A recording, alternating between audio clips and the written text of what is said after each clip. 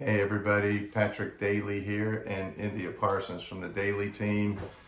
We decided to do this video today because we had a team discussion yesterday about the supply chain issues in the United States that are going on and its relationship potentially to real estate. And we just wanted to share a lot of that discussion and so that people can be calm and feel comfortable with potentially what's happening in the future. So India, with that, you had some great questions you were going to ask, correct? So we'll see what we can do here. So first off, I think everyone's aware of the supply chain kind of being messed up. How do you think that'll affect?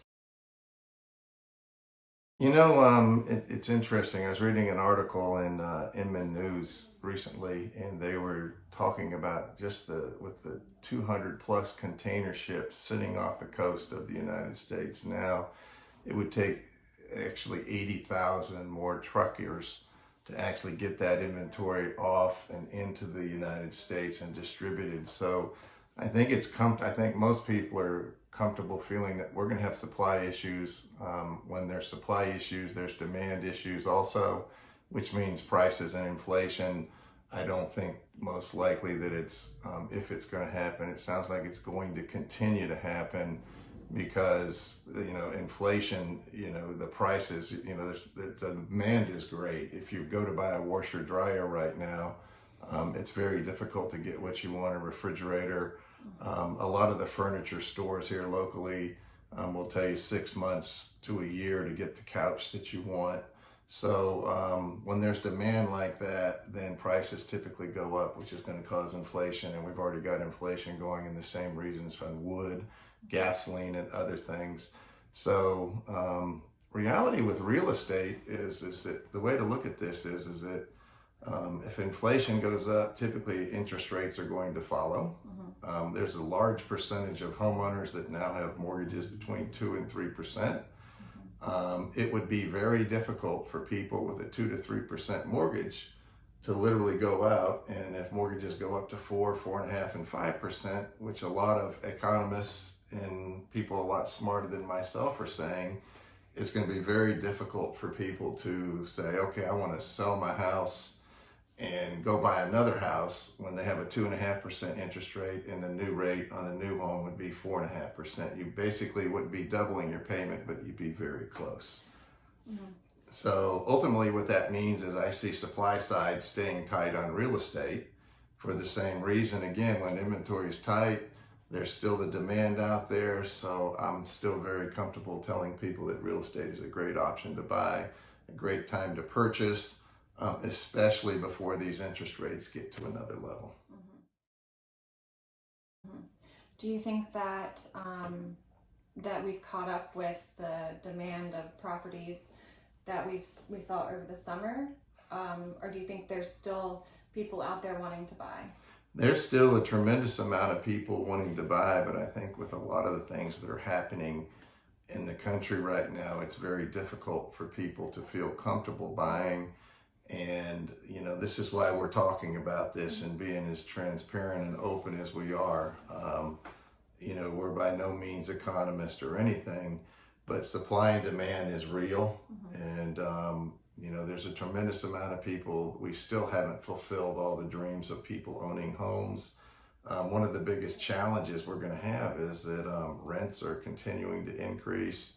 And those people looking for those first-time homes, the prices are getting to the point to where it's very, very hard for them to purchase them. But the demand is definitely out there.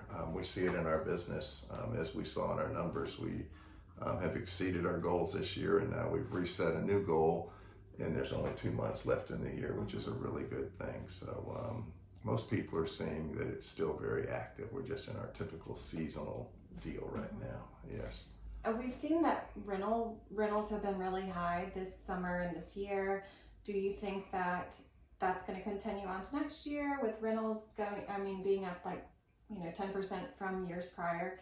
Do you think that that's going to continue? Absolutely. Again, there's people that do this that are way more smarter than we are economically, but you still see a lot of apartments being built, even with the cost of high lumber, which means that, if you're going to You got increased labor, you got increased lumber, you got increased transportation costs, and you're still building it. Your initial cost is going to be higher. You're obviously going to have to charge the consumer more. A lot of people like the newer, brighter, shinier things. So economically, I think that the prices are going to hold. I don't see the hyperinflation on housing, but I see a nice getting back to more nice steady gains. I think it's going to be a while till we see a normal market, which would be 6 months worth of inventory on the purchase side. So, I don't know that the transactions are going to continue to be as brisk as they have over the past couple of years, but I know the demand will be there, the prices will still be there. I think that you're just going to see less people that really have the opportunity to go and list their property and buy another property based on interest rates.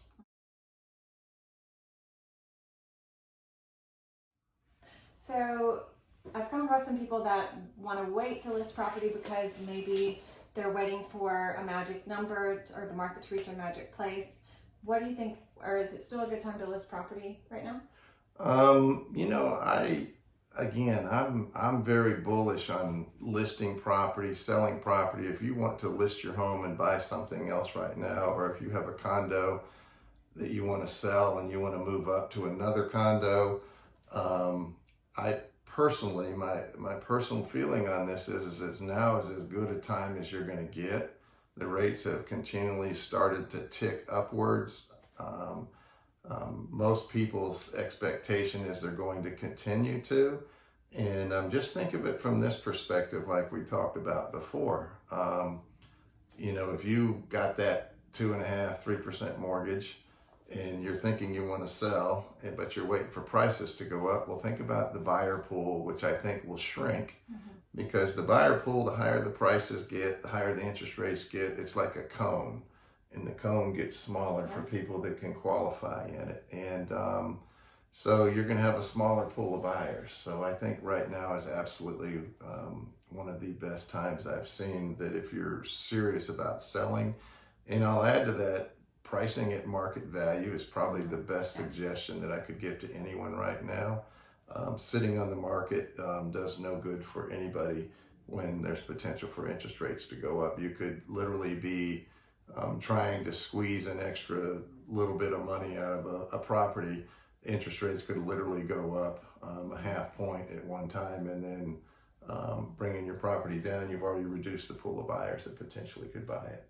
Yeah, leaving money on the table is something that obviously you try to avoid, but by pricing something well, you're pretty much getting ahead of the game by not overpricing and then having to lower it, and then people wonder why it's been on the market for this amount of time. Pricing is important. Absolutely. I remember, I've been in real estate now almost 20 years, and trying to pick the peak of the market or the bottom of the market really never has worked out well for many people. So anyway, we hope this information was good for all of you. And again, if anybody needs any other conversations or wants to discuss this any further, we're available. Patrick at patrickdaily.com. India at patrickdaily.com. India at patrickdaily.com. And we're here to help. You guys have an awesome day. Thank you. Thank you.